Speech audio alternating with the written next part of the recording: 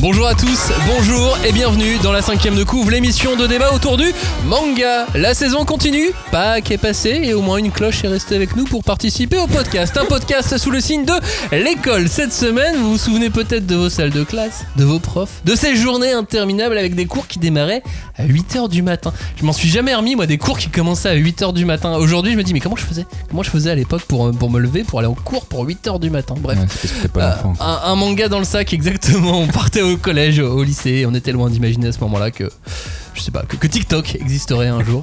Mais aujourd'hui, c'est de manga dont on va parler évidemment et d'Assassination Classroom plus précisément. D'ailleurs, on va voir si vous avez bien révisé. Je vous propose un petit exercice du manuel d'anglais Assassination Classroom qui est paru aux éditions Kana. Cet exercice s'appelle Provoquer avec Karma. Je vous donne des phrases des phrases de provocation que Karma pourrait prononcer en français et vous devez trouver la bonne traduction. Vous êtes prêts ? Ok. Si Karma en provoquant quelqu'un il dit tu veux y aller, comment il le dirait en anglais? Do you wanna dance? Clack it baby. Clack it. J'aime bien cette version. Ouais. C'est Duck Nukem. Voilà, il m'a tout cassé, je peux même pas Jody, comment tu le dirais toi? Tu veux y aller? Let's go baby. Non, you wanna go. You wanna go? Ça c'est pour provoquer quelqu'un quand tu veux lancer une bagarre encore plus efficace si tu joins les gestes à la parole. Oui, mais si tu veux aller par exemple au bowling, tu peux dire aussi you wanna go. C'est vrai, Karma il provoque quand il veut aller au bowling avec quelqu'un. Okay. Bah, faut le dire avec l'accent japonais, hein. C'est pas de l'anglais pur. Si Karma il regarde quelqu'un pour le provoquer, il lui fait t'es vraiment pathétique. You're so beautiful. Non, you're so pathetic. Non, c'est pas pathétique. You're so desperate. C'est comme ça qu'il le dirait. Jamais il le dirait comme ça. Mais bien sûr que si. Disupurate. Si il veut dire c'est trop dur. Pourquoi tu prends cet air si sérieux? Why do you... Why so serious? Why so serious? Évidemment, bien joué Cagnard. Tout c'est comme le tellement désespéré, c'est sans doute particulièrement efficace lorsque l'adversaire est à bout de nerfs. Oui. Ou que tu veux commettre un crime à Gotham. Bon, on va pas être très bon sur les leçons d'anglais, mais quelle leçon Assassination Classroom nous enseigne? C'est parti, ici, dans la 5ème de couve. On ne pousse pas, s'il vous plaît. On ne pousse pas, c'est inutile. Le public n'est pas autorisé à assister aux épreuves éliminatoires. Moi, je crois que je pourrais être un très bon ninja. À quoi vous jouez? L'heure est grave, c'est pas le moment de faire les guignols. Mais on n'a rien d'autre à faire, on peut pas sortir. On va leur faire notre attaque secrète, l'attaque de la Tour Eiffel, ils vont rien comprendre. Et il faudra aussi parler des dessins animés, notamment des dessins animés japonais qui sont exécrables, quoi, qui sont terribles. Ah, les bâtards! Oh, this you crazy mother! Bonjour et rebonjour, bienvenue et re-bienvenue dans la 5ème de couve. Ils sont tous les deux au fond de la classe, près du radiateur, côté fenêtre évidemment. Salut Johnny, salut Cagnard. Alors c'est pareil, moi j'étais toujours devant. Ouais, j'avoue que moi j'étais toujours devant aussi. Ouais. Ah, vous étiez des... Sur une classe de 150, des je peux petits dire faillots. que j'étais devant. Non, justement, en fait, moi j'étais devant, mais ce que j'aimais bien, c'était être devant et dormir à la première table. Parce que là, il te faut quand même une petite capacité à dormir discrètement et à faire genre tu travailles, qui était... ouais, j'aimais bien, c'était un vrai défi de pouvoir dormir à la première table. Non, dans mon collège, il y avait des tables qui étaient devant, mais qui étaient dans le dos de la prof. Ah, juste derrière? Ouais, c'est derrière elle, du coup, tellement... Ouais, à côté au même niveau, mais un petit peu plus avancé, parce que souvent elle s'avançait. Ça doit te faire les torticolis. Donc du coup... t'étais totalement en capacité à dormir. Ouais, t'étais dans le vrai angle mort, c'était les meilleures places. Alors moi j'étais et en plus devant, tu voyais bien le tableau si jamais. Bon, et plus honnêtement, vous étiez des bons élèves, vous? Non mais alors attends, moi j'étais devant parce que j'étais myope. Donc il y a un moment je m'en suis rendu compte seulement quand je suis allé derrière au bout de 2 ans et que je voyais flou. Et pour moi c'était... Je pensais que tout le monde voyait comme ça. Et quand on m'a mis des lunettes, j'ai fait les gens ils voient comme ça en vrai. Putain, on dirait... C'est incroyable qu'à la campagne il n'y avait pas de lunettes quoi. C'est fou quand même. C'est fou, c'était cette j'étais époque. Déjà à Paris. Et dire que c'était les années 90 quoi, incroyable. Non, c'était Inalco. Ah oui, donc en fait t'étais étudiant. Oh là! Ah oui, ce petit élément est intéressant. Non mais j'ai découvert très tard que les gens voyaient vraiment comme je voyais à ce moment-là. Johnny traduction. Très bien, désolé. Très bien, bah du coup ça explique beaucoup de choses dans cette émission. Si vous aussi vous voulez nous expliquer des choses, en tout cas on expliquait à Johnny, hashtag 5DC pour réagir, pour vous aussi parler de votre myopie, hashtag 5DC, le groupe de débat autour du manga sur tous les réseaux sociaux. Nous sommes la 5ème de couve ou espace manga. Cagnard, tu voulais faire une petite dédicace peut-être? Oui, alors déjà j'ai bien envie de faire une dédicace à tous nos auditeurs, parce que dans le groupe de la 5DC on vient de franchir le palier des 400 membres et ça fait plaisir parce qu'on est toujours de plus en plus nombreux et du coup j'avais envie de vous remercier pour votre soutien. privé fermé sur Facebook. Oui, voilà, qu'il faut demander à rejoindre. Et sinon, j'ai reçu un message sur YouTube que j'ai trouvé vraiment très cool. C'est Dude qui l'a écrit. Et il nous a dit j'utilise votre vidéo, c'était sur le nazisme vu par le manga, pour faire mon oral de brevet autour de cette thématique. Et je vous remercie vraiment. Cette émission était excellente. J'ai trouvé ça trop cool que un mec foire sa scolarité grâce à nous, quoi. Ça fait plaisir quand même. Ouais, mais alors maintenant, il sait que tous les gens ne voient pas flou et qu'il faut mettre des lunettes si jamais ils voient flou. Et je trouve ça important quand même. Heureusement que Joe était pas dans cette émission. Eh ben c'est normal, je vous ai écouté de loin. Nous voici donc prêts à disséquer, à dépecer, à charcuter et à aimer le manga Assassination Classroom de Yusei Matsui, un manga en 21 volumes publié en France aux éditions Kana et prépublié au Japon dans les pages du Weekly Shonen Jump de 2012 à 2016. On a mis un peu de temps à en parler, ça c'est certain, mais la sortie d'un héritier côté humour, enfin d'un héritier, on en reparlera tout à l'heure, de Mission Yozakura et surtout de la nouvelle série de l'auteur au Japon, des Elusive Samurai, nous paraissait un moment opportun pour parler de Assassination Classroom. Une traduction peut-être pour Elusive Samurai? Un samouraï éludé. Très bien. Heureusement qu'il a fait des études de langue, ça nous aide bien pour cette émission. J'ai une option français langue étrangère. C'est vrai. Alors Elusive c'est insaisissable sinon. Donc de quoi parle Assassination Classroom? Ça nous parle d'un professeur qui ressemble à une sorte d'extraterrestre poulpe, un être surhumain qui a détruit 70% de la Lune comme ça, presque en un clin d'œil, et qui menace la Terre d'une destruction totale, mais il laisse une chance à l'espèce humaine. Il va devenir prof de la pire classe d'un collège privé, et les élèves ainsi que le reste de l'humanité ont 1 an pour le tuer. C'est le deal qu'il propose, et que le gouvernement de les gouvernements même de la planète vont essayer d'appliquer. Mais évidemment, tuer Koro Sensei, ça ne sera pas si facile. C'est un manga qui nous plonge donc, vous l'avez compris, dans une sorte de réalité alternative contemporaine un peu dystopique, mais dans lequel on va suivre pendant 1 an une classe de collégiens considérés comme les rebuts de l'école et qui va peu à peu apprendre à s'élever. C'est un manga sur le métier d'assassin aussi en quelque sorte. D'ailleurs, je vais vous lire les mots avec lesquels l'auteur introduit son œuvre. Sur le premier rabat de jaquette du tout premier tome, il écrit: le mot tuer est un terme très étrange, bien qu'il soit fréquemment employé pour manifester des intentions meurtrières, celles-ci sont rarement mises à exécution. J'ai essayé d'écrire une histoire sur ce mot quelque peu singulier, et si cette histoire vous plaît et que vous restez jusqu'à la fin, ma joie sera alors tellement grande que je serai prêt à me faire tuer à tout moment sans aucun remords. D'ailleurs, Koro Sensei, c'est un des noms que lui attribue une de ses élèves, je crois que c'est Kayano d'ailleurs, et c'est la fusion de Koro Senai, qui veut dire impossible à tuer, et de Sensei, tout le monde connaît Sensei, c'est professeur, donc le professeur impossible à tuer, Koro Sensei. Ouais, c'est bien Kayano, et c'est là où on voit que tes études de langue, elles sont utiles. Ouais, mais je peux faire mieux, je pense. D'assassinat, on en parlera dans cette émission. On parlera aussi des personnages si singuliers de ce manga. Il sera question de sa nature, gaguesque ou non, mais on parlera aussi de ses autres travaux, d'un lien possible avec GTO par exemple, ou avec le cinéma. Et puis on parlera du manga en lui-même, du pur divertissement qu'il représente. Mais il nous semble bien aussi que Assassination Classroom nous apprenne quelques leçons. Cagnard, Johnny, quelle leçon ce manga nous enseigne? Première leçon comme ça, je dirais que c'est d'apprendre à respecter son professeur. Ouais, en le tuant? Oui, parce que c'est ça en fait, tu le respectes en le tuant. Bah c'est ce qu'on appelle tuer le père. Non mais après c'est ça. Non mais c'est vrai que pendant tout le manga, il y a un moment, il fait il apprécie qu'on essaie de le tuer et il est content qu'on essaie de le tuer. Donc effectivement, c'est assez spécial, mais après je pense que ça va au-delà. Moi, à mon avis, une des leçons principales, c'est un peu con à dire, mais c'est quand on veut, on peut. Ouais, c'est une bonne leçon, ça me paraît pas mal. C'est un manga scolaire, Assassination Classroom, puisqu'on est dans une école 90% du temps, voire même 98% du temps, on est dans une école. Et c'est un genre à part entière, Cagnard. Tu voulais revenir là-dessus? Ouais, j'avais envie de faire juste une toute petite partie sur vraiment le genre du manga scolaire, parce que on est d'accord que c'est vraiment une tradition, tu vois, dans les shonen manga. Et quand on sait qu'au final le shonen il est principalement destiné aux collégiens, l'école c'est un background, mais par contre on va ajouter une thématique très précise. Alors tu vois, par exemple dans Naruto c'est une école pour devenir ninja, dans My Hero c'est une école pour devenir super-héros, et au final t'as aussi ça quasiment dans tous les mangas sportifs, vu qu'à chaque fois les clubs sportifs sont raffiliés à des écoles et vont affronter d'autres écoles. Et ben dans le cas de Assassination Classroom, c'est quand même assez marrant parce que c'est une école où t'apprends à devenir un tueur, et je trouve que c'est quand même hyper original dans cette thématique hyper vaste du manga scolaire, parce que on est quand même en train de suivre les aventures d'une école où on forme des enfants soldats. Une classe où c'est vraiment des enfants soldats, ce qui est quand même une thématique, je trouve, plutôt dure, plutôt grave.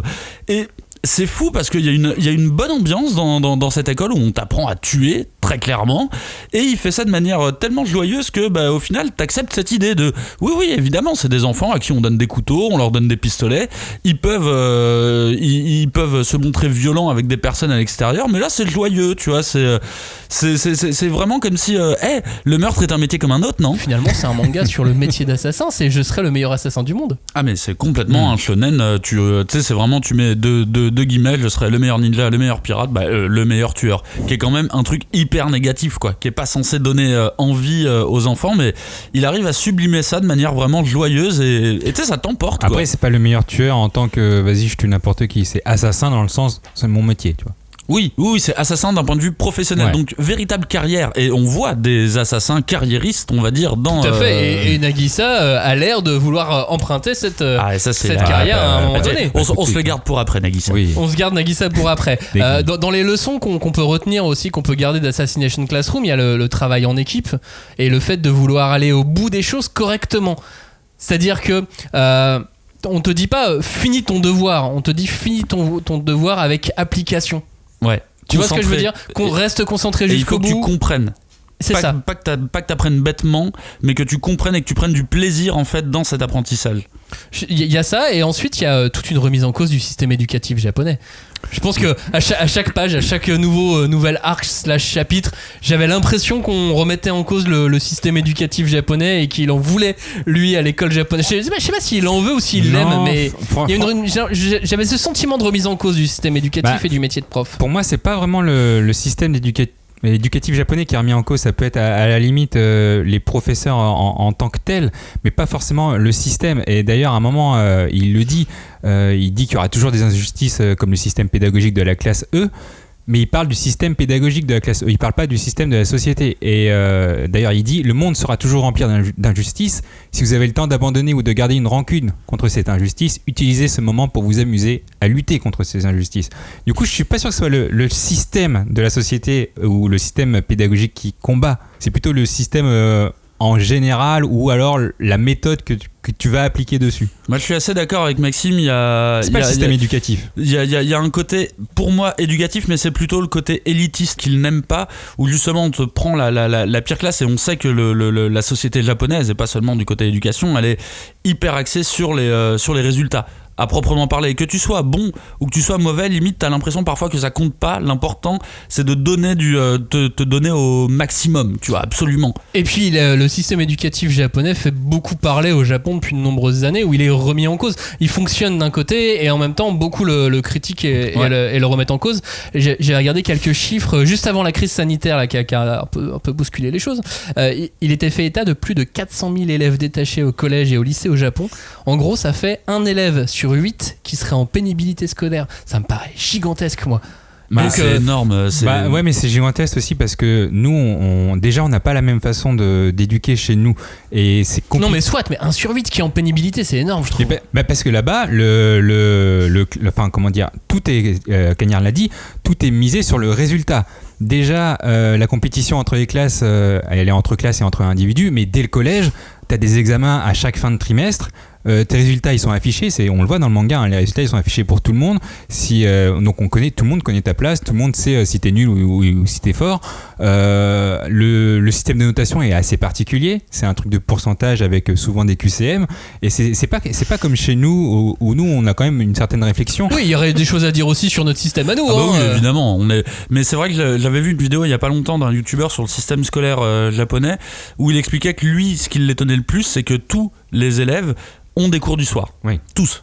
Ou du matin, parce qu'en gros, ça commence à 8h30, tu peux avoir des cours à 6h30 privés. Moi je galérais à me lever pour aller en cours à 8h du matin. Et lui disait que c'était ça le plus perturbant, c'était la quantité. En fait, il disait en gros, après les cours, si tu travailles 4 heures, c'est très bien.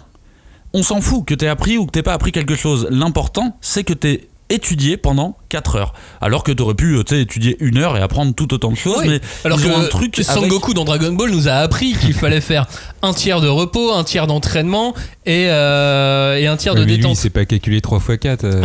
non mais ça après, va là. nous, Attends, c'est le mec qui a sauvé le monde des milliers de C'est fois. bon, hein, non, il a calme-toi. fait un Genki Dama pour Déjà, dire allez, donnez-moi votre force et moi je balance la boule. Commence quoi. par sauver le monde déjà une fois Ouais, et on déjà, verra toi, Joe. sauve-le, ouais. Bon, après, l'amplitude horaire au Japon aussi, c'est un peu différent. Hein. Oui, nous, c'est on est de, plus je sais pas, 8h, 17h. Eux, ils sont plutôt 8h30 à 15h30. Ouais. Et du coup, s'ajoute à ça toutes les activités Bon, extrascolaires. en tout cas, moi ça me donne pas envie. J'ai vraiment pas l'impression d'un bon système éducatif. Bah, Puis ils ont moins de vacances. ça explique la volonté d'un auteur de vouloir faire dans un magazine comme le Jump un bouquin sur le système scolaire avec un prof en héros, quoi. Ouais. Ça explique un peu les choses. Je vais d'ailleurs glisser une petite citation de Koro Sensei, j'en ai noté quelques-unes. À un moment donné dans le manga, il dit « Tout ce que je peux vous dire, c'est qu'un bon professeur est toujours hésitant. L'âme tourmentée, il se demande si son enseignement constitue vraiment la meilleure solution, mais devant ses élèves, il doit se montrer ferme et résolu. Il ne doit en aucun cas laisser paraître la moindre hésitation.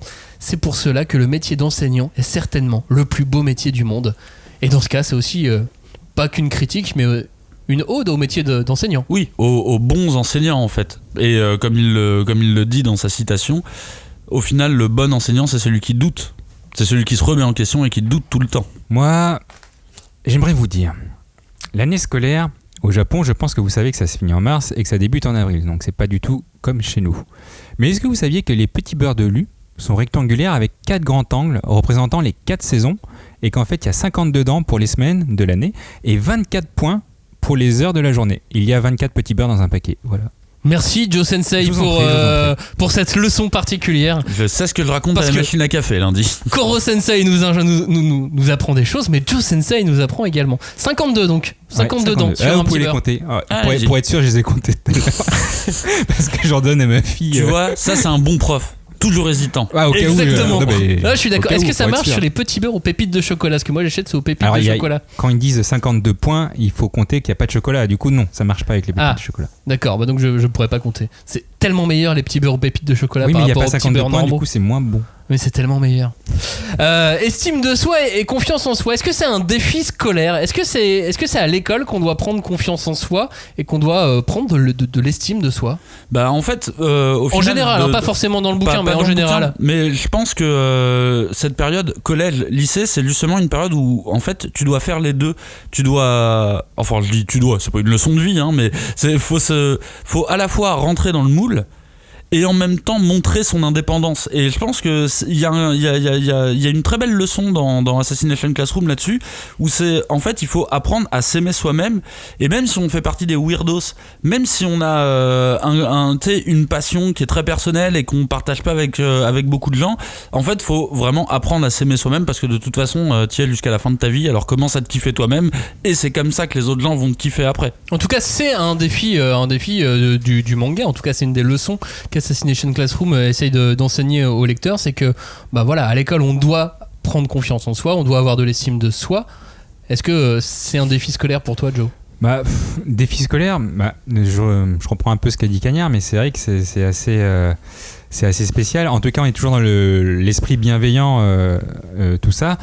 Et là, ce qui est assez intéressant dans As-Class, je dis As-Class parce que c'est trop chiant à dire Assassination Classroom, j'arrive pas. T'as pas le temps. As-Class. Dans As-Class, on prône quand même des valeurs individuelles. Et c'est pas si commun que ça dans la société japonaise, où généralement, quand on n'est pas dans le groupe, on est hors du groupe. Donc faut comprendre par là qu'en gros, si vous rentrez pas dans le moule de la société, on vous exclut de cette dernière. Et dans As-Class, justement, on nous apprend que chacun peut avoir une personnalité propre. Et ça peut être son point fort d'ailleurs, cette personnalité, pour évoluer dans le monde actuel de la société qui est assez spécial.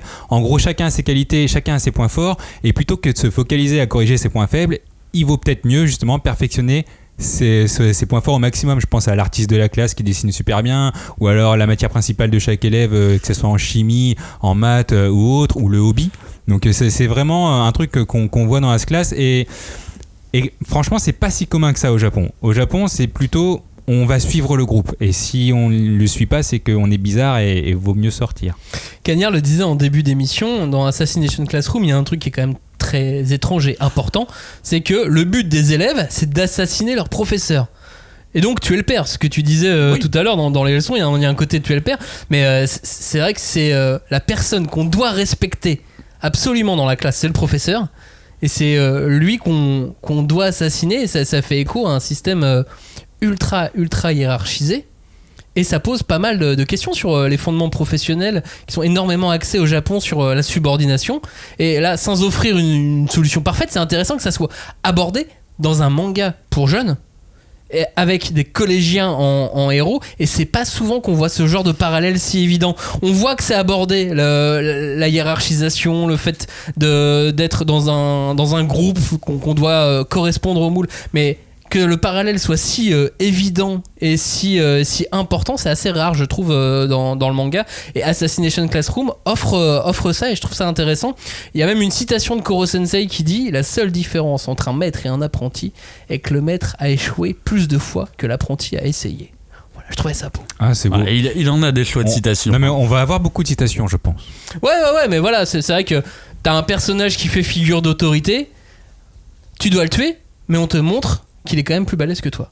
Oui, dans tous les cas, mais en même temps, cette figure d'autorité dont tu parles, je trouve que c'est vraiment une des thématiques centrales de ce manga, que ça soit du point de vue de Kuro Sensei, pour le coup du prof, mais aussi des parents, et c'est aussi un gimmick qu'on a beaucoup dans les mangas scolaires, c'est que la responsabilité des parents et des adultes, elle est souvent remise en cause, et en fait, de ce que je peux comprendre, c'est souvent les parents qui projettent beaucoup trop de choses sur leurs enfants, beaucoup trop de responsabilités, et la communication, elle est coupée. La communication, d'ailleurs, c'est vraiment un des éléments principaux de ce manga. Que ça soit en opération assassinat, ils doivent bien communiquer ensemble pour mener à bien leur but. Mais en tant que valeur sociale, et c'est jamais dit très clairement que c'est la communication qui est essentielle, mais c'est sous-entendu à plein d'endroits, quoi. Si la communication est coupée avec tes parents, ils ont fait des conneries, c'est des adultes, mais toi t'es la nouvelle génération, toi tu peux faire autrement, toi tu peux montrer qu'il y a une autre manière de faire, et c'est ce que j'appelle quelque part tuer le père. Et sans spoiler, au final on est quand même sur une thématique objectif de début du manga, qui normalement dans les shonen, les neketsu à la base, on est toujours sur une valeur hyper positive. Je veux devenir le meilleur, je veux tu sais, pas dominer, mais je veux être le meilleur de ma catégorie. Là on est sur une thématique qui est ultra négative, je veux tuer. Alors ouais, mais c'est tuer la personne qui va détruire la planète Terre, avec qui va tuer toute ta famille, tu vois. Ça peut être je veux sauver finalement. Donc là, oui, il tue pour sauver. C'est ça aussi la différence. Mais je trouve qu'il y a quand même un truc vachement intéressant dans cette notion de leur objectif principal, c'est de tuer quelqu'un. Donc un truc négatif, quoi. Mais en tout cas, pour revenir sur ce que tu disais sur la communication et la responsabilité parent-adulte, je trouve que dans le manga, le cas pratique de Nagisa et le rapport à sa mère est assez exemplaire à cet égard, parce que tu vois vraiment sa mère qui rejette dans son fils tout ce qu'elle a raté dans sa vie, tout ce qu'elle a pas pu faire, tout ce qu'elle a pas pu faire, et elle lui met une pression mais de malade pour qu'il réussisse. Mais pour le coup, Nagisa il subit des vraies maltraitances de la part de sa mère, et c'est assez marrant parce que mine de rien, le personnage de sa mère est un personnage qui évolue aussi, qui est pas juste une figure méchante qui fait mal. En fait, c'est un personnage qui va évoluer aussi par le biais de Kuro, bien sûr de Kuro Sensei, mais évidemment ça fait partie d'une des choses en plus que ce manga essaye d'enseigner. Et d'ailleurs, avec le personnage de la mère, on pourrait croire que nous, en tant qu'occidental, c'est un peu un cliché et que c'est fait pour le manga, mais en vrai, ça se passe vraiment comme ça au Japon ou en Corée. En Corée, c'est un système qui est à peu près similaire, mais je me rappelle, moi, j'avais ma belle-sœur qui vivait en Corée.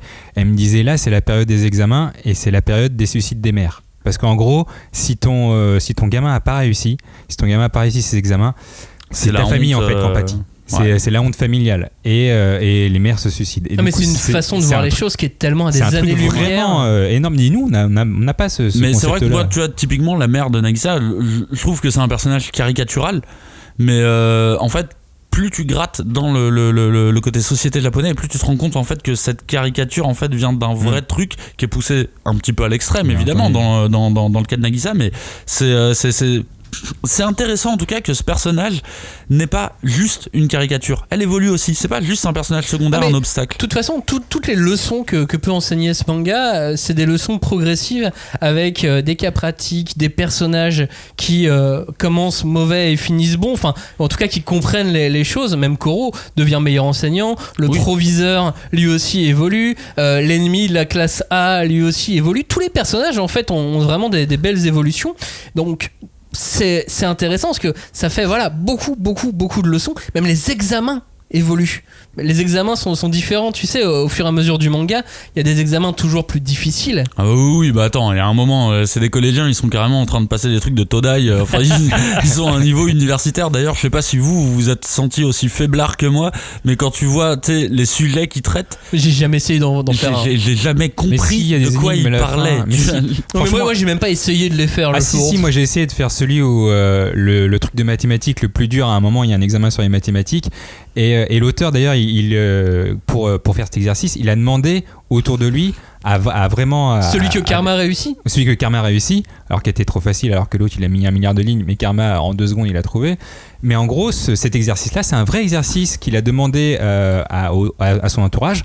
Et en gros, il avait dit, qu'est-ce que je pourrais te donner comme exercice faisable par des lycéens, mais beaucoup trop complexe. Non, en gros, c'est un exercice universitaire, mais avec les connaissances de lycéen, tu peux le résoudre. Ouais, tu peux arriver au cheminement. Et il a demandé ça, on lui a donné cet exercice, et franchement, rien que de lire, j'ai lu cette histoire d'arrête et je ne savais pas ce que je devais calculer, donc je peux même pas faire le début, je peux même pas faire une ligne. Ah non, mais moi je me sens trop bête en lisant Assassination Classroom, mais j'aime bien ça aussi. En même temps, vous avez fait des études de langue, des études littéraires, vous avez pas du tout fait j'ai fait des études de la rue, j'avais option physique-chimie, hein.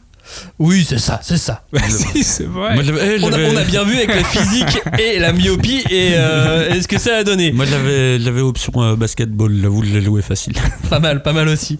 Bref, le sujet des examens est donc assez important. On essaie même de justifier les examens à chaque fois qu'il y en a, parce qu'il y en a beaucoup, hein, des sessions d'examen. Et ce qui est vrai, hein, parce qu'au Japon c'est la même chose. À chaque fin de trimestre, t'as des examens. Mais là t'as les examens de mi-trimestre. Oui. Bah, c'est vrai aussi. Au Japon t'as des examens de mi-trimestre. En fait, je disais Assassination Classroom et je fais, mais ils ont des examens tout le temps. Qu'est-ce que c'est que ce manga? Et en fait, non, c'est des vrais examens. Réalité, ouais. Et en ça, tu vois, là aussi, je revois une mise en cause du système éducatif, parce que il justifie les examens et leur utilité. Mais il explique aussi qu'il y a des examens inutiles pour certains dans certaines... Enfin, tu vois, il remet beaucoup de choses dans le contexte quand même. Il y a même des examens qui sabotent à moitié. Enfin, pas qui sabotent, mais en gros, c'est pas grave. Si tu le rates celui-ci, si vous avez pas obtenu les bonnes places, c'est pas très très grave en soi. Et puis après, bon, d'un point de vue purement narratif, je pense que l'examen scolaire fait toujours... c'est vraiment un élément narratif du manga scolaire. Ouais, bien forcément sûr. Cette étape. C'est vrai que là, il y en a beaucoup, mais parce que là, pour le coup, on est vraiment tout le temps dans l'école, ce qui ne se fait pas normalement d'habitude. Ouais. Tu sais, moi, c'est ce truc que j'ai dans les mangas scolaires. Tu sais, je prends Soul Eater, Naruto, My Hero Academia, Harry Potter. Ils sont jamais à l'école, jamais. Tu les vois jamais en cours. Ils sont toujours dans des embrouilles, dans des bails et tout, tu vois. Ouais, mais ils ont des stages et tout. Mais ils sont jamais à l'école. Ils ont arrête, My Hero Academia, ils sont plein de fois à l'école. Harry Potter, ils ont jamais rien appris de leur vie. C'est des SDF en puissance. Ils l'ont appris à l'école, on l'a vu. Mais là, pour le coup, je trouve que c'est totalement inversé, c'est-à-dire que tu les vois tout le temps en cours. Ils sont tout le temps en cours et ils bûchent tout le temps et ils bûchent sacrément, quoi. Et d'ailleurs, des fois, t'as limite du dopage quand Kuro explique que il les hypnotise à moitié, ou il leur glisse des savoirs vite fait sans qu'ils s'en rendent compte pendant qu'ils dorment et tout. Je dis, attends, c'est comme méthode pédagogique, c'est un peu. Kuro, il est totalement ambigu comme personnage. Quand on lit le manga, on se dit ah ouais, c'est le meilleur prof que j'aurais aimé avoir et tout, mais en fait c'est aussi le pire prof du monde. Après, quand tu connais son background, tu te dis oui, en fait c'est normal qu'il ait ces techniques-là. Évidemment. Bon, en tout cas, voilà, sur les examens, on en voit beaucoup, et Koro a ce sujet dit, les examens sont une très bonne occasion de leur apprendre ce qu'est une confrontation et de leur faire prendre conscience du rapport de force entre les plus forts et les plus faibles. Ces élèves doivent goûter aussi bien aux joies de la réussite qu'à l'amertume de l'échec. C'est maintenant qu'ils doivent apprendre ce que signifient réellement les mots victoire et les mots défaite. C'est une chose extrêmement importante que j'ai apprise beaucoup trop tard. Et là, c'est l'auteur qui le dit. C'est Koro Sensei. Ah oui, donc oui, c'est l'auteur qui le dit. C'était tellement solennel. Mais non, mais je pense qu'il y a pas mal de trucs où on peut se dire que c'est l'auteur qui parle directement dans les phrases de Koro. J'ai l'impression, ouais. Mais pour revenir aux examens, là où l'auteur est très fort, c'est qu'on voit pas juste des élèves qui écrivent sur une feuille. c'est qu'il transforme ça en quête de fantasy, et je pense qu'il se fait plaisir aussi à ce moment-là, parce qu'il dessine vraiment des trucs que tu n'aurais pas pu croire en milieu scolaire. C'est son côté absurde. Il aime bien, et c'est un manga très absurde. Neural était beaucoup plus. Il allait beaucoup plus loin sur ce pendant-là.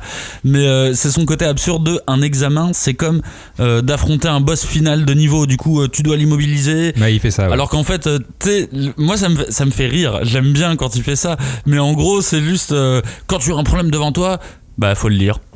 Et comprendre et après tu vas le résoudre, et vous-même vous savez que ça se passe pas comme ça quand t'as pas révisé, que t'es devant un contrôle. Bien sûr que non, bien sûr que non. Mais eux ils ont révisé. Mais bon, c'est aussi la beauté de quand tu livres, tu sais, comme ça, quand t'es auteur, tu livres un manga, t'essayes de donner la chose la plus pure qui soit, quoi. Je trouve ça très chouette la manière dont il le présente. C'est très ludique, on va dire. Ouais, voilà. En tout cas, il y a beaucoup de leçons. Donc si je veux récapituler, on a parlé de la confiance en soi, de l'estime de soi. Quand on veut, on peut. Quand on fait partie d'un groupe, c'est mieux.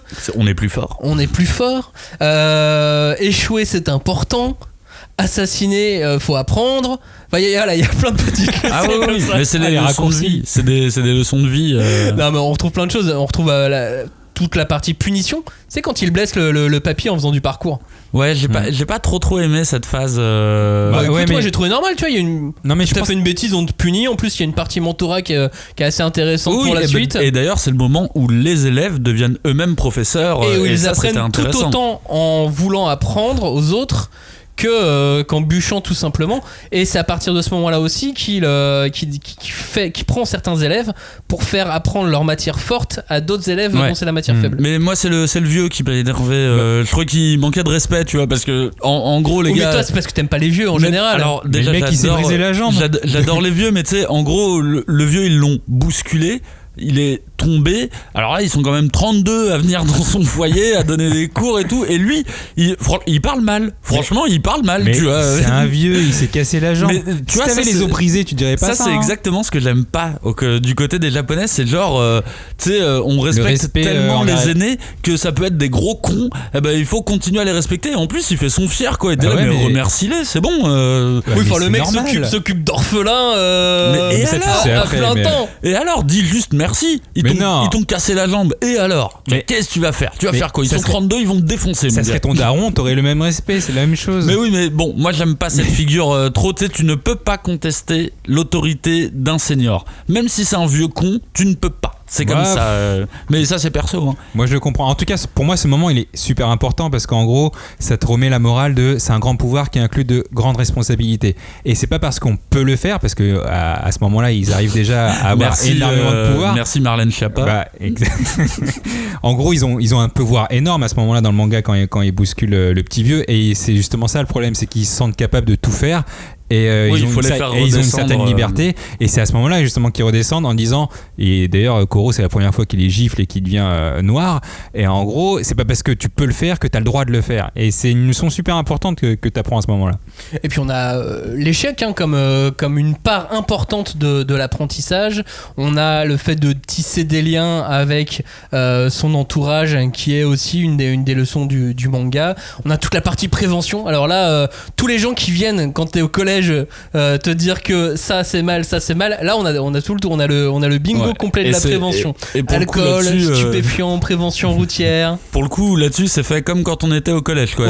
C'est pas fin, c'est pas distillé, c'est vraiment placardé. Attention, c'est mal. Il y a toujours un petit esprit gag manga quand même, genre la drogue c'est mal, mais déguiser Nagisa en fille c'est drôle. Allez, on continue. Allez, mais c'est vrai que ça, c'est pas la partie que j'ai préférée. Alors que déguiser vos camarades en filles, c'est pas forcément drôle s'ils sont pas d'accord. Oui. Voilà, non mais c'est ça aussi qui est important, tu vois. Nagisa est assez d'accord finalement. Le truc c'est que personne ne demande trop son avis. Ouais. C'est vrai.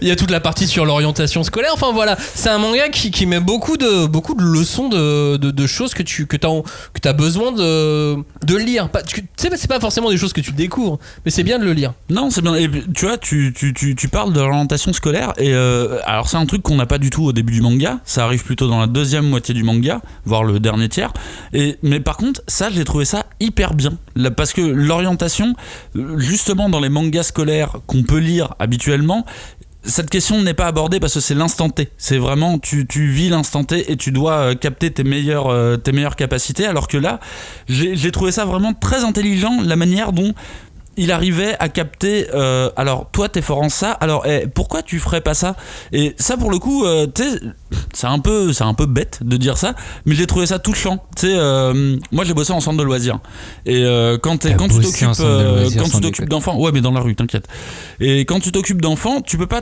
t'empêcher de te projeter avec ses enfants, de te dire putain celui-là il est complètement con, il va finir SDF, tu vois.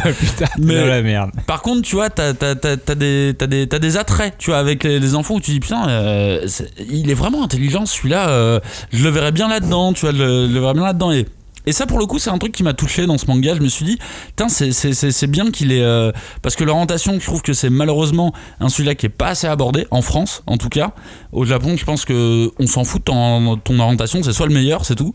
Et c'est vraiment une étape charnière, ça l'a été pour nous tous, hein. Et je trouve que c'est important parce que là c'est vraiment comme une pause dans le manga, c'est comme une pause et dire on s'assit, on s'assoit, on s'assied. On fait les trois quoi. Question pour vous vos auditeurs, on s'assit, on s'assoit, on s'assied. Réponse A, B, C, envoyez-nous. C'est un manga qui est très énergique, très dynamique, et je trouvais que c'était bien de mettre une pause et dire on réfléchit. Maintenant on réfléchit à ton orientation. Et de toute façon le dernier tome est quasiment consacré à l'orientation au final. Ce qu'ils sont devenus. Mais moi pour moi c'est un peu le fil rouge, hein. C'est pas forcément une pause, c'est qu'à un moment il se dit ok, si vous arrivez à me tuer et que vous empêchez la somme, qu'est-ce que vous allez faire? C'est ça, en fait, ouais. Il leur dit à un moment, il faut toujours une seconde lame, oui, il faut toujours un plan B, entre guillemets, sur ok, vous avez atteint votre objectif, et maintenant, qu'est-ce que vous faites? Vous faites rien? Voilà.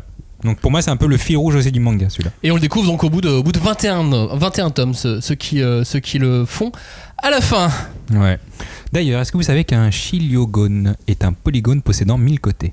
Mais ça existe vraiment un polygone qui possède 1000 côtés? C'est surtout qu'il y a un nom pour ça. Donc oui, un polygone qui possède 1000 côtés, ça existe, mais il y a un nom qui s'appelle chiliogone. Mais c'est un truc de Guinness Book, c'est-à-dire qu'il y a un mec qui s'est dit de faire un polygone avec le maximum de côtés. Et c'est des linguistes, à mon avis, il y a des linguistes aussi qui se sont dit attendez, on va appeler ça parce qu'on sait jamais si ça existe. Puis c'est dommage, Chili, du coup, c'est trop rarement utilisé, tu vois. Donc on va l'utiliser dans un chiliogone. Et puis il doit y en avoir un pour 500 côtés et un pour 2000 peut-être. Est-ce qu'il y en a pour 10 000? Franchement, on verra dans une autre émission. Écoute, merci pour ce petit savoir. Merci Joe Sensei. Assassination Classroom, c'est un manga également totalement méta puisque l'auteur adore s'adresser au lecteur. Il nous parle tout le temps. Alors, on le voit dans les citations de Koro, on a l'impression que c'est l'auteur qui nous parle de l'enseignement et du système éducatif, mais il nous parle aussi à nous tout court en nous faisant des blagues. Ah bah oui, complètement. Et puis il y a des passages qui sont plus méta, on va dire, discrets. Je me souviens qu'il y a un des moments où ils sont en train de parler de manga. Moi ça me fait toujours un peu rire quand des personnages de manga parle de manga et du jump vraiment, où t'as clairement un des persos qui dit quoi, un manga avec comme personnage principal un détective, mais non, mais ça marcherait jamais dans le jump, ça marcherait pas. Et du coup il fait directement référence à Neuro qui a duré longtemps dans le jump en plus. J'associe ça un peu, et j'ai peut-être tort à ce moment-là, mais à une certaine liberté de l'auteur, et je me trompe certainement parce que dans tous les cas c'est validé par l'éditeur s'il peut publier ou non ce genre de blague, mais ça n'empêche, je garde ça un peu dans un coin de ma tête. Et il y a quand même pas mal de refs avec le titre du Jump, normal, parce qu'il est publié dans le Jump. Je pense au mur de Naruto qui est remixé de façon Koro. Ouais. Il y a Gear Second de One Piece pour une de ses élèves qui fait le truc de fou. Mais il y a pas mal de dérision, notamment, je sais plus, à un moment il y a les loupards qui viennent saccager le stand de l'école, tu sais, pour la kermesse. Les loupards. Et à un moment il dit il a fallu quand même 8 pages avant d'avoir sa réaction. C'est souvent comme ça dans les mangas de cuisine. Et forcément, il pense à Food Wars quand il dit ça. Et franchement, il y a énormément de choses comme ça, sachant que même la technique ultime de Koro, c'est un Kamehameha. Enfin, faut pas chercher plus loin. Oui, c'est pas loin. Je vous lis une autre petite citation de Koro Sensei, ou de l'auteur en fait, on sait jamais. Plus j'enseigne, plus je deviens fort. Un professeur qui cesse d'apprendre n'est pas un bon professeur. Ça aussi, c'est beau. C'est limite une phrase que je pourrais dire à tous les êtres humains de la Terre. Un adulte qui cesse d'apprendre, c'est devenu un bolos. Est-ce que vous avez eu des super profs un peu chelous comme Koro Sensei? Moi, j'ai pas eu de prof chelou. Après, je dois dire que j'ai vraiment bénéficié de très chouettes profs dans mon éducation. J'en ai pas eu des chelous. J'en ai eu des plutôt très ouverts. Tu vois, je me souviens de ma prof de littérature au lycée. On étudiait Perceval de Chrétien de Troyes, et moi, j'arrêtais pas de forcer un peu en faisant des parallèles avec le shonen. Et tu vois, juste le fait qu'elle m'écoute et que je lui donne les éléments, tu vois, elle me disait ouais, effectivement, c'est vrai qu'il y a beaucoup de parallèles, et sachant que j'étais le seul de ma classe à lire du manga, tu vois. Bah, tu vois, elle a pris le temps de m'écouter. Elle s'est pas dit oui, bah non, vos mangaseries là, tout ça, on s'en fout. Elle a pris le temps de m'écouter. Elle m'a cru et on a fait des parallèles. Après, par contre, elle m'a dit tu mets pas ça dans tes copies du bac. Tu ne dis pas que Perceval est un shonen. Et elle avait raison. Elle avait complètement raison. Mais ouais, non, je suis pas d'accord. Tu vois, c'est des. Oui, parce qu'un autre professeur qui n'aurait pas connu Cagnard aurait pu juste le saquer en disant qu'est-ce que c'est que cette connerie. Mais oui, les mangas c'est violent. Ou alors il aurait appris un truc avec en cherchant les shonen. Mais par oui, contre, bien sûr, un correcteur. Moi, j'avais mis le Seigneur des Anneaux, tout le monde connaît. J'ai effectivement eu beaucoup de profs, et c'est pour ça que je dis que je suis plutôt chanceux, qui étaient très ouverts à d'autres choses, des profs plutôt jeunes, tu vois, et qui n'hésitaient pas à aller sur le terrain du cinéma, de la littérature, de la musique, qui te parlaient de plein de choses. Et enfin, moi j'ai vraiment des profs qui m'ont marqué. Cette prof de lettres, typiquement, elle m'a marqué parce qu'elle m'a, en fait c'est con, mais elle m'a laissé la parole. Tu vois, c'est un truc qu'elle connaissait pas le manga, elle savait pas ce que c'était, tu vois, plus que ça. Elle m'a laissé lui expliquer, elle m'a donné la parole, elle m'a pas coupé en me disant non mais de toute façon c'est des conneries, tes trucs de manga et je sais pas quoi.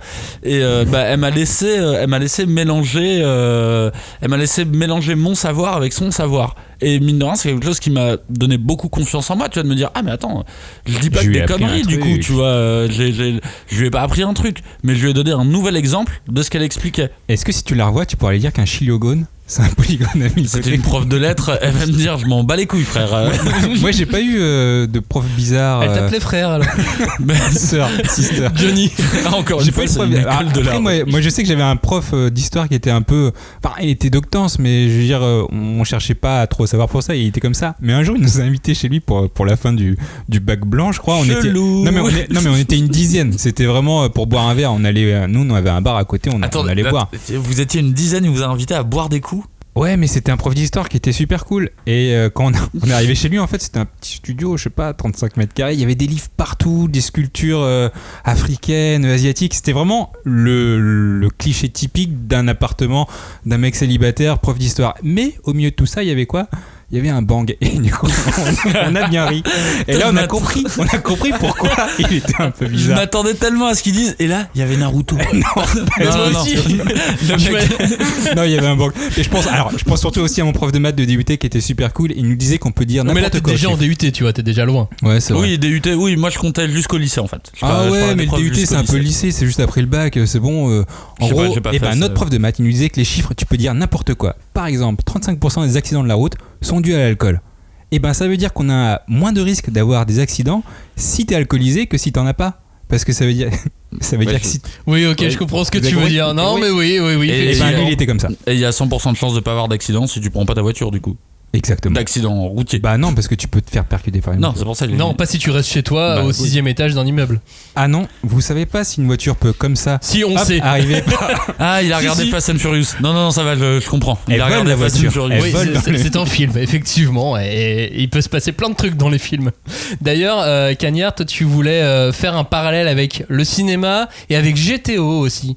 Ouais, parce que ça m'a vraiment frappé pendant toute ma lecture. Je me suis dit, mais Assassination Classroom, c'est vraiment un héritier naturel de GTO. Alors, il n'y a pas le côté fantastique dans GTO, mais on a vraiment par contre ce côté absurde, loufoque et très extrême dans l'humour. Et d'ailleurs, en fait, Kuro, il a le même rôle que Onizuka, qui est de redonner confiance aux élèves et redonner confiance aux élèves envers les adultes. Et ça m'a vraiment marqué dans ma lecture de me dire en fait des mangas scolaires qui parlent de scolarité, des shonen en tout cas, il y en a pas tant que ça. Il y en a vraiment pas tant que ça, et du coup GTO c'est le maître absolu on va dire, et Kuro Sensei c'est un des rares on va dire que Assassination Classroom à ce côté d'avoir rajouté un côté fantastique, mais GTO est un pur manga d'enseignement, vraiment pur. Là-dessus, il y a rien à dire. Assassination Classroom amène cette dimension fantastique, mais en fait, c'est rare de réussir à trouver la bonne alchimie pour parler d'éducation, parce qu'en fait l'éducation c'est chiant et d'en parler dans un shonen c'est pas facile en vrai, c'est vraiment pas évident, et c'est pour ça que je faisais un parallèle avec GTO. Bah, je suis pas du tout d'accord pour le coup.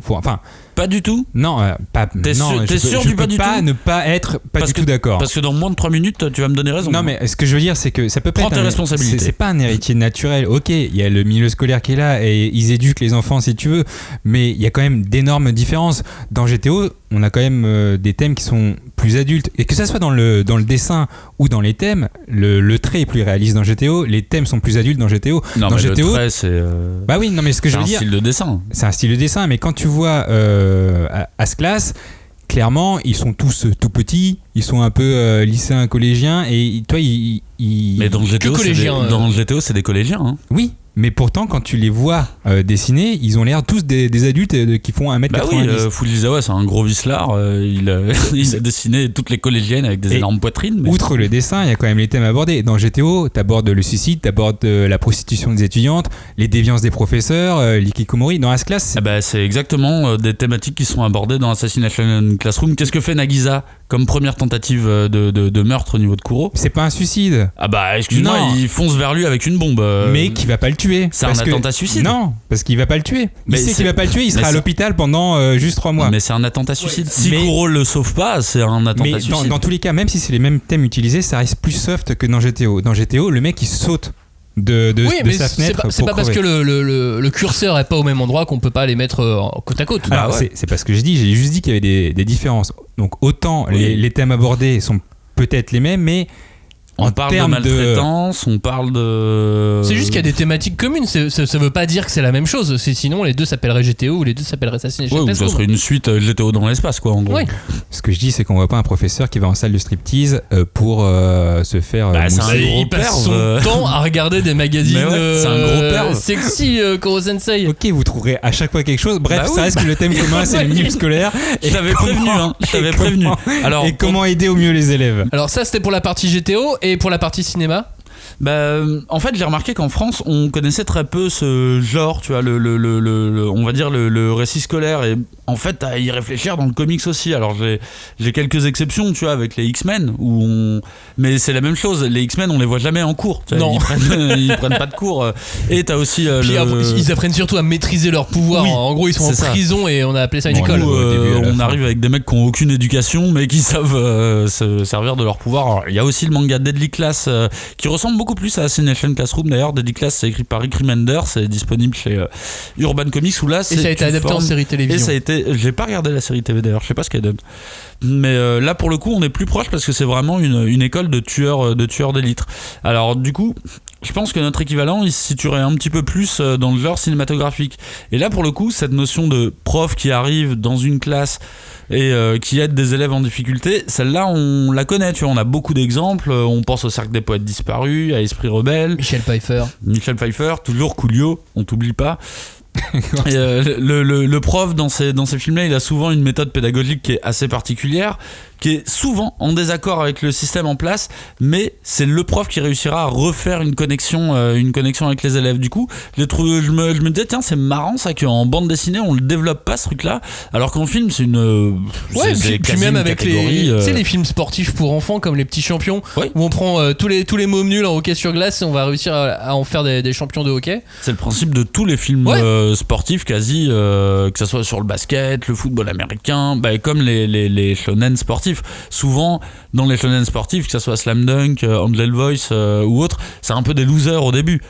Ouais. Mais t'as un entraîneur qui vient leur donner, leur faire comprendre qu'ils ont un petit truc en plus, quoi. C'est juste qu'on a l'axe manga qui est un peu différent de l'axe cinéma. Mais sinon, c'est vraiment américain. Le même genre de récit. Là. Et tu parlais de Marvel, tu trouves pas que le personnage de Shinigami, il a un côté Ghost Rider au niveau du design? Complètement. Mais alors c'est marrant parce que oui, je suis complètement d'accord avec toi pour Ghost Rider, mais en même temps cette imagerie crâne, c'est une imagerie qui est propre à l'auteur. Parce que dans Neuro, le mange mystère, tu as plein de fois ce genre de dessin où tu vois un personnage humain et avec à moitié un crâne. En fait, il aime bien montrer ce double, un peu ce côté double face, tu vois. Ouais, en fait, c'est peut-être un peu de double face, mais je suis complètement d'accord. C'est peut-être Batman en fait. Non, Ghost Rider plutôt. Plus Ghost face, Rider, ouais. mais c'est vrai que c'est une imagerie parce que mine de rien, dans Neuro, il avait une grosse imagerie horreur, gore.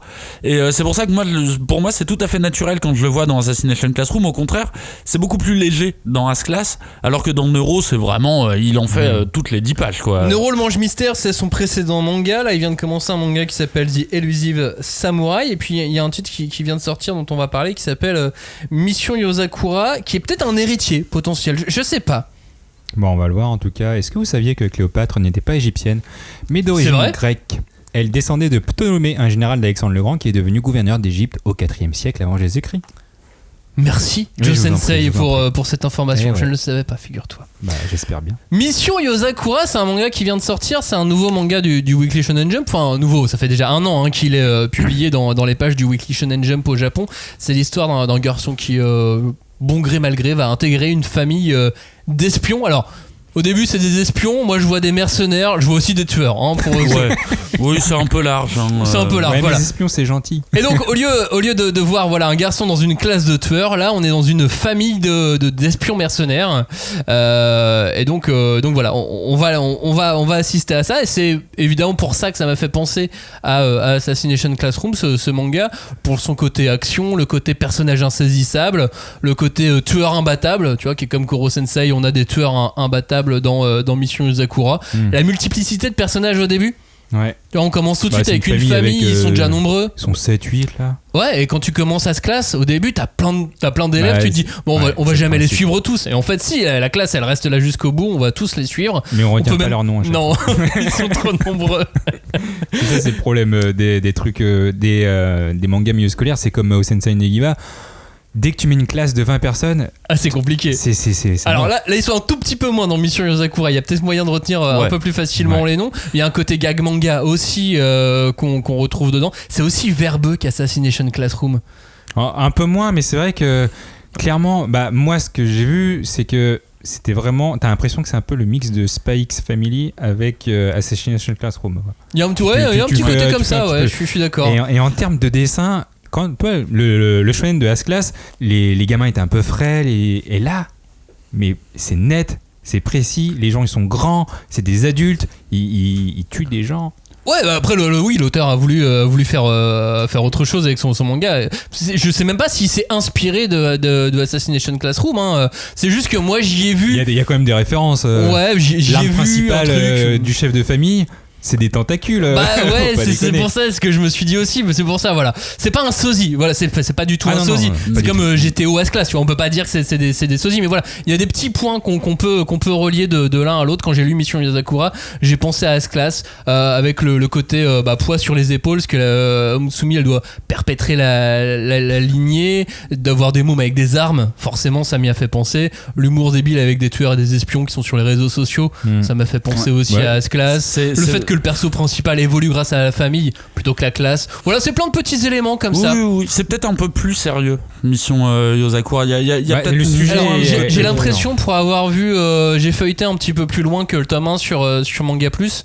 À un moment donné, ça a l'air de partir beaucoup plus en baston cool. Ou tu vois, même par rapport à Spy Family, qui est quand même beaucoup tourné vers le gag et tout, là tu sens que très vite, on doit faire évoluer le perso pour qu'il devienne fort en fait. Ouais. C'est obligatoire parce que tu sens qu'on va lui amener des problématiques plus sérieuses et peut-être plus adultes, quoi. Et c'est un peu chelou de voir qu'il devient super fort super vite. Mais je pense que c'est pour faire avancer l'histoire plus vite. Tu vois. Je pense que c'est un expédient manga, mais clairement, pour moi c'est un niveau au-dessus. Mais on voit aussi qu'il va pas devenir espion ou tueur en un instant. Tu vois, on voit qu'il va apprendre. Donc il y a aussi ce petit côté. Ils le font évoluer. Oui, voilà. Mais effectivement, vous avez raison. Je pense que ça va partir beaucoup plus en action qu'Assassination Classroom. Bien que As-Class a des moments où ça part en action, et ça fait partie des moments que je préfère aussi d'ailleurs. Le moment où le manga se prend au sérieux en fait. Ouais, carrément.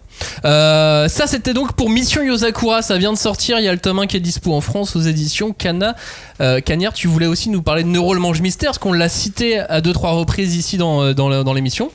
Mais Nero le mange-mystère, c'est le manga précédent de l'auteur. Ouais, qui est du coup disponible de l'auteur d'As-Class, pas de l'auteur de Mission Yosakura. Qui est disponible chez Glénat Manga. Et d'ailleurs, moi j'en ai profité pendant le premier confinement parce que c'est un manga, j'avais lu la moitié, tu vois, c'était un pote qui me faisait tourner les tomes. Et là, j'ai vraiment tout lu du coup pendant le premier confinement. Et en fait, cet auteur me fascine, et d'autant plus son côté macabre, lugubre. Dans Nero, le mange-mystère, il est fois 200. Alors le pitch de Nero, il est con comme les pieds. C'est vraiment, t'as un démon qui ne se nourrit que de mystères, qui arrive en France. Je me suis laissé aller. Qui arrive sur Terre, qui arrive dans le 18e. Du coup, il va chez KFC. Qui arrive sur Terre et qui doit se nourrir de mystères. Du coup, il va s'adjoindre les services d'une petite meuf pour résoudre des mystères, tu vois. Donc franchement, pitch à la con. Moi, j'aime pas les mangas comme ça qui sont des stand-alone avec que des petits des histoires enquêtes. courtes, ouais. Mais en fait, ça marche trop bien parce que déjà l'humour absurde, il est poussé mais à 400%. C'est-à-dire que Nero, la meuf qui bosse avec lui, il la victime, mais à des points vous pouvez même pas vous imaginer, quoi. Il crée vraiment des trucs qui se rapprochent du BDSM, tu vois, et c'est son kiff, tu vois, vraiment. Et même il y a une thématique qu'on peut retrouver d'ailleurs dans Assassination Classroom, c'est vraiment le perso qui pète un câble. Vous voyez toutes ces séquences dans Assassination Classroom où t'as plusieurs personnages même pètent des câbles. Mais plutôt du côté des méchants, ceux qui deviennent fous. Ouais. Vraiment. Dans Nero le mange-mystère, t'as un peu ce truc qui est systémique de dès que t'as une enquête, t'as un mystère, quelqu'un qui s'est fait assassiner, donc c'est très Agatha Christie au final. Hein. À chaque fois, chaque fin d'enquête se termine par Nero qui a rassemblé tous les personnages et qui dit le tueur c'est toi. Donc on est full dans Agatha Christie et à chaque fois au début la personne là non c'est pas moi. Bon, Nero lui donne tous les éléments. Enfin, c'est pas Nero qui lui donne, mais. Et à ce moment-là, cette personne va changer de visage, pas à proprement parler. Tu comprends que c'est métaphorique, c'est comme les leçons, tu vois, pour les révisions. Et ces personnages vont devenir des démons. En fait, il aime bien mettre en image le côté sombre des humains. Et Nero, c'est vraiment très, très, très, très cool à lire. Je le conseille très fortement. On a eu GTO, on a les X-Men, on a le cinéma, on a Mission Yosakura. Moi, je voulais aussi parler quelques instants, mais vraiment pas longtemps, de l'école impudique. Le premier succès bien explosif de Go Nagai, le créateur de Goldorak. Ouais, c'est l'école, oui. On a le droit. Et il a fait de l'école, lui. Alors, l'école impudique, c'est plutôt considéré comme le fondateur, l'œuvre fondatrice du genre ecchi. Oui, pour avoir vu quelques visuels, oui. Donc voilà, c'est une série provocatrice, pleine d'humour, plein de scandales, de controverses. Il y a vraiment eu des scandales au Japon avec l'école impudique, mais c'est devenu un vrai phénomène social. Et c'est autour de l'école, parce que c'est dans une école impudique où on a des professeurs tout puissants qui s'adonnent à toutes sortes de méfaits, ils font n'importe quoi et ils assomment les élèves avec des contrôles surprises, avec des appréciations acerbes, ils font des notes horribles dans les livrets scolaires, ils hésitent jamais non plus à mater complètement les jeunes filles pendant les visites médicales. Enfin voilà, c'est vraiment trash l'école impudique et ça a fait vraiment scandale à l'époque. Mais voilà, il y a des petits parallèles aussi que je voyais avec As-Class dans la critique de l'enseignement et du système éducatif japonais. Attention parce que les élèves ils vont rendre œil pour œil tout ce qu'ils subissent aux professeurs. Voilà, c'est très gag au début et ça part totalement en live à la fin avec la guerre impudique où l'école est détruite, les profs sont morts, enfin voilà, ça part, mais bon, il y a un petit peu de Go Nagai chez Yusei Matsui et je voulais le souligner. Est-ce que dans l'école emportée, il y a un peu de Yusei Matsui aussi ? Alors moi pour le coup c'est un manga que j'ai lu si on cherche d'autres écoles très récemment, l'école emportée, et c'est c'est hardcore. C'est vraiment hardcore comme manga. Alors oui, il y a un petit peu de ça dans Assassination Classroom. Alors c'est vraiment un petit peu dans le sens où l'école emportée, le pitch est très simple. T'as toute une école qui est emportée dans un univers maléfique, on va dire, et du coup tu te retrouves avec, alors là c'est des gosses de primaire qui se retrouvent en proie avec des monstres dans un univers complètement fantastique, quoi. Mais là les adultes servent à rien. Et ouais, c'est là que je trouve qu'il y a un parallèle, parce que limite l'école emportée, je trouve que ça se rapproche plus d'un dev game, tu vois, parce qu'ils vont devoir survivre. Mais en fait, les premiers dangers, c'est les adultes avec leur conception très rigide de l'éducation. Sauf que là, ils sont dans un univers qu'ils ne connaissent pas du tout. Et du coup, en fait, les premiers à péter un câble, c'est les adultes, alors que les enfants, eux, au contraire, essayent de s'organiser. Oui, parce que la rigidité ne peut pas survivre face à ce monde. Non, mais je te jure, mon pote, faut pas lire ce manga. Hein. Mais il est glauque, mais c'est un délire. L'école importée est réédité cette année par les éditions Glénat. Dernier petit mot sur un autre bouquin, le nouveau manga de l'auteur, de Yusei Matsui. Il n'est pas sorti en France, mais à mon avis, un éditeur va le proposer. Pas tout de suite, je pense dans une bonne année, à mon avis, mais voilà. Minimum, si ce n'est pas 2. Mais en tout cas, The Elusive Samurai, on peut déjà le lire en anglais sur Manga Plus de Shueisha. On a pu lire les premiers chapitres. Moi, je me suis arrêté au 4e. Moi, je me suis arrêté au 2e. Mais c'est beaucoup plus beau que As-Class. Mais alors, c'est marrant parce que son dessin. Je trouve que c'est pas le même trait. Le truc, c'est que typiquement, moi je trouve que Neuro, le mange mystère, je trouve ça mieux dessiné que Assassination Classroom. Ah non. Ou pour le coup, je trouve que Assassination Classroom, il a essayé un peu de se normaliser, son dessin qui était un peu foufou dans Neuro. Et là, pour le coup. Et tu trouves pas que dans Elusive Samurai, c'est. Je trouve qu'il reprend un peu son trait, son trait de un Neuro. peu foutraque, tu vois, de Neuro, que j'aime bien en fait, qui lui donne une personnalité. Où là, je peux reconnaître son dessin, je peux reconnaître ses têtes, je peux reconnaître ses visages, tu vois. C'est là que je le préfère en fait. En tout cas, c'est l'histoire d'un héritier du shogunat de Kamakura au Japon, un samouraï. Et sauf que lui, son truc, c'est pas de se battre, c'est de fuir. Et donc, ça devient le samouraï insaisissable. Et on va suivre ce personnage personnage androgyne comme Nagisa. Ouais. C'est marrant, je me suis dit tiens, il aime ce genre. C'est la deuxième occurrence. Il aime ce genre de personnage, ouais. Donc ouais, peut-être qu'il a un vrai intérêt là-dedans. Mais par contre, c'est intéressant parce que c'est rare, je trouve. D'avoir un héros aussi androgyne que ça, ouais, je suis d'accord. Et puis en plus là, c'est comme ça, un samouraï, il peut se permettre les cheveux longs à cette époque-là, avec des vêtements amples et ainsi de suite, et il peut se permettre des choses qu'il ne pouvait pas se permettre forcément dans Assassination Classroom. On passe à la suite d'As-Class. On parle de l'histoire d'As-Class un petit peu. Ouais, on va peut-être revenir sur le manga un petit peu. Après, est-ce que vous saviez que le seul film sans aucune scène de combat ou séquence de cascade dans lequel l'acteur Jackie Chan est joué était une comédie érotique sortie en 1975 qui s'appelle All in the Family. Non, et pourtant Jackie Chan a fait une comédie Il a fait érotique, 2 scènes de sexe dans ses films. Érotique ou romantique ? Alors c'est les deux en fait. Okay. C'est une comédie romantique érotique parce qu'en gros il a eu une scène de sexe parmi ces 2 qu'il a faites entière dans sa vie. C'est dans ce film-là, et sachant qu'en plus c'est la star de ce film et qu'il apparaît qu'1 heure après le début du film. Merci Sensei pour cette information. Dans le tome 12 ou 11 de Assassination Classroom, on découvre le fameux sondage de popularité qu'on a dans tous les mangas du Jump. En tête, on a Karma. En 2, Nagisa. En 3, on a Koro Sensei. En 4, Karasuma, forcément. Et en 5, on a Madame Pouf. Voilà, je voulais faire un petit point sur ce sondage de popularité. Ça nous indique aussi un peu qui sont les personnages préférés et principaux du manga, parce que c'est qui le héros de As-Class ?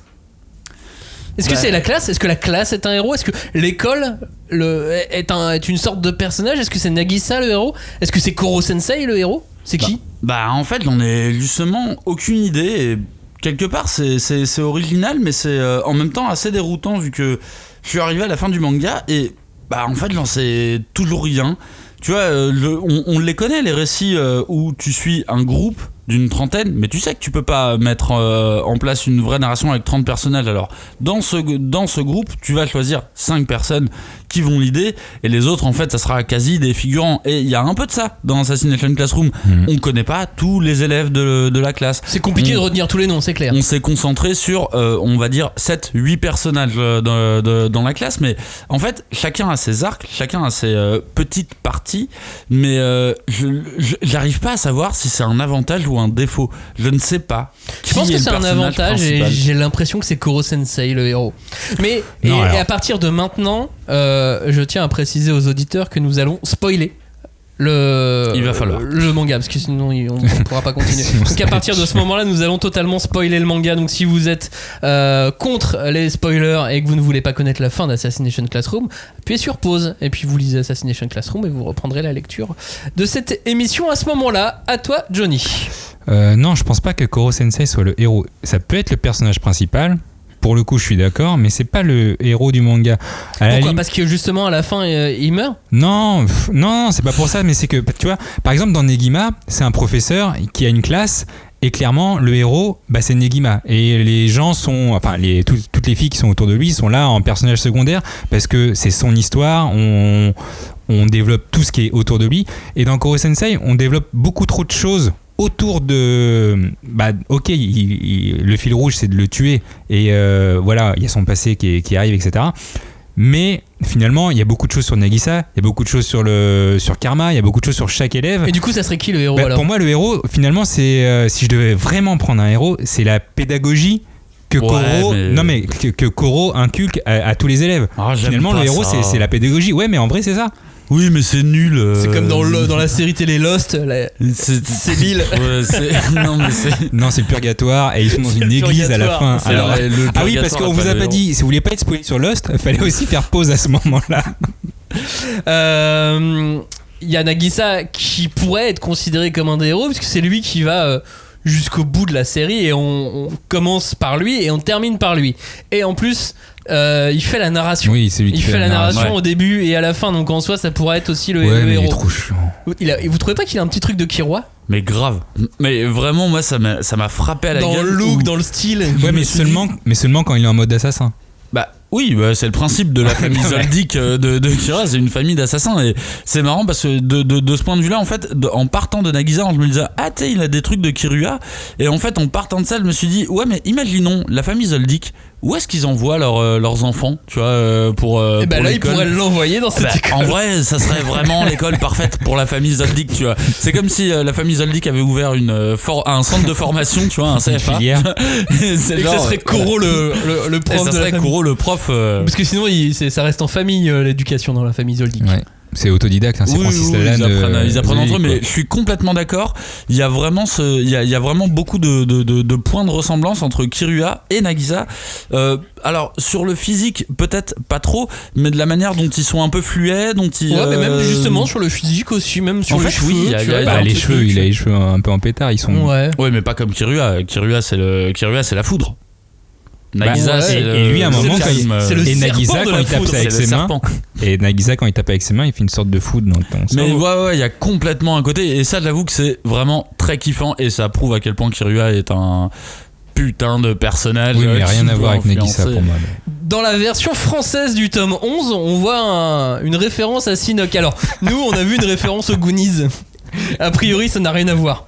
Mais nous on y a vu une référence aux Goonies et vous trouvez pas que à ce classe il y a un petit côté Goonies quand même par rapport au fait que les enfants doivent faire ce que des adultes auraient dû faire, c'est-à-dire tuer Koro Sensei et ainsi de suite? Mais complètement. Enfin, après, comme tu le dis, je pense que c'est nous qui l'avons inventé, enfin, qu'on a transféré ce qu'on voulait transférer là-dedans. Évidemment. Mais pour moi, il y a évidemment un côté où, comme tu dis, les adultes ne sont plus suffisants pour gérer ce problème d'adultes. Alors, c'est les enfants qu'on va faire grandir en avance pour régler ce problème. Et au final, la vision des enfants sera meilleure que la vision des adultes. Moi, je trouve. Et on voit bien qu'à la fin, la vision des adultes.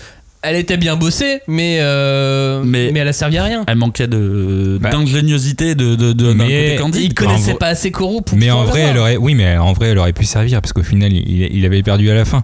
Moi, je pense que tu devrais demander à l'auteur s'il connaissait les Goonies et si vraiment il a voulu faire ça. Alors, je pense que pas du tout. On a regardé la version japonaise, c'était pas du tout une référence aux Goonies. Mais maintenant, avec ton argument, qui est vrai, hein. Avec l'histoire des enfants qui remplacent les adultes, peut-être que ça peut marcher. Mais je suis d'accord qu'il y a un vrai côté où les enfants s'occupent de problèmes d'adultes. Ouais. Est-ce que Promise Neverland, ça serait plus Goonies que As-Class ? Ouais. Il y a un petit peu de, il y a un peu de ça, mais j'ai un peu un souci dans le sens où dans Promise Neverland, il y a un côté survie qui est très assumé. Et dans Goonies, effectivement, la survie est c'est différente. Survie de la maison quelque part. Donc oui, non, mais si, en fait, ça peut tenir aussi. Vous avez pas remarqué aussi qu'on avait du mal à retenir les autres personnages à part donc Nagisa, Karma, Karasuma, Madame Pouf, Koro Sensei, et puis c'est tout ce qu'on retient. Vous retenez des personnages plus que d'autres? Il y en a qui vous ont marqué dans les autres personnages? Ouais. Non mais ce soupir me suffit. Écoute, hein. C'est pas ça. C'est une réponse. C'est pas ça, mais moi, effectivement, Aguri Yukimura, si je vous dis Aguri Yukimura, c'est qui? Alors, aucune idée. Ok, voilà. Et Madame Poufanovic, à la limite. Du coup, tu Madame vas pas Pouf, nous c'est dire, bon. Madame Pouf, mais c'est la meuf de Koro, qui n'est pas vraiment sa meuf. Ah oui, ok. Qui meurt. Ouais, vous avez même pas retenu son nom. La sœur de Kayano. Et ben moi, je suis désolé, mais elle m'a marqué parce qu'il y avait tellement de choses à faire avec ce personnage. Et en fait, toute cette partie-là, c'était tellement triste qu'en fait, j'ai arrêté de lire à ce moment-là. C'est pas un peu une bolosse, cette meuf? Mais non, pas du tout. En plus, elle est super intelligente. Bon, c'est je pour sais ça pas, qu'on la met dans la classe. Moi j'adore ces t-shirts. Oui, mais alors moi Tous j'aime ces beaucoup t-shirts ces sont t-shirts, cool. j'aime beaucoup moins sa manière d'être. C'est bien les Moi, arguments le de personnage bolos, que ça. j'ai vraiment préféré, c'est Gastro. Le Ouais. méchant qui trempe ses guns dans sa nourriture Ah pour, non, mais pour se les lui, mettre dans la mais bouche horrible, après. mais je veux dire, comment il est t'as trop pu bien, inventer lui. ce personnage-là? Mais Mais tu vois, l'idée, elle est énorme. typiquement, ce perso, il vient de Neuro. Il vient vraiment de Neuro, le mange mystère, où il présente plein de persos qui sont, tu sais, pas du tout adaptés et qui font des trucs pas du tout normaux. Moi, j'ai adoré ce perso parce que justement, il m'a fait penser à genre, tu sais, ce grain de folie qu'il pouvait y avoir dans Neuro.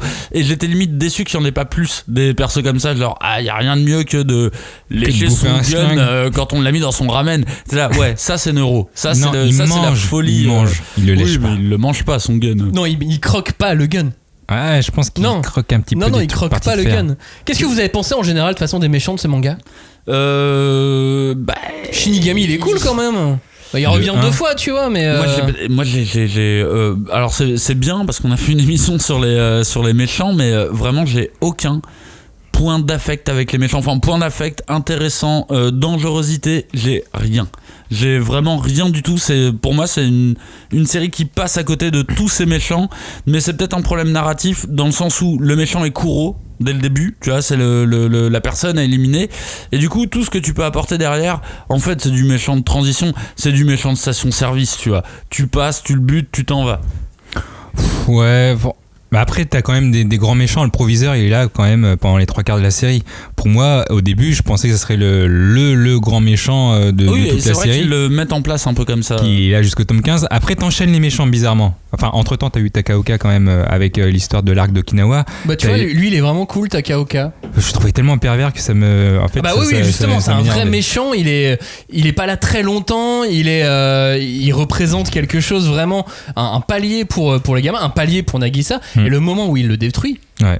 il est génial ce moment. Bah, est-ce que d'ailleurs, du coup, parce que moi les méchants m'ont pas du tout intéressé dans ce manga, j'ai bien envie de revenir 2 minutes sur Nagisa, parce que je trouve que c'est vraiment un personnage qui est assez unique dans le manga, c'est-à-dire que c'est le personnage principal, c'est sa voix qu'on entend dès le début du manga, c'est lui qui nous raconte ce qui est en train de se passer, mais je trouve que c'est assez fascinant parce que c'est un personnage qui se révèle au fur et à mesure, et c'est, je crois, au tome 5 qui se révèle justement pendant ce combat où en fait on se rend compte qu'il a des putains d'aptitudes de tueur, et j'ai trouvé ça, alors c'est peut-être moi qui extrapole, c'est sûrement moi qui extrapole beaucoup, mais je trouve que c'est un personnage qui s'introduit de manière insidieuse en fait dans le manga, tu le sens pas venir. À l'image de ce qu'il est dans la série. De ce qu'il est dans la série. Et du caractère en fait, du personnage. Mais je trouve ça génial.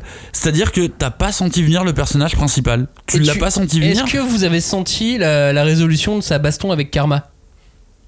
Tu sais, quand ils font la bataille Ouais, quand ils sont pour plus savoir. d'accord. pour savoir s'il faut tuer ou non Koro Sensei. J'ai vraiment été surpris de la façon dont ça s'est résolu au final, Ouais, je avec pensais- Karma qui abandonne. Bah, pour moi, il allait perdre, mais.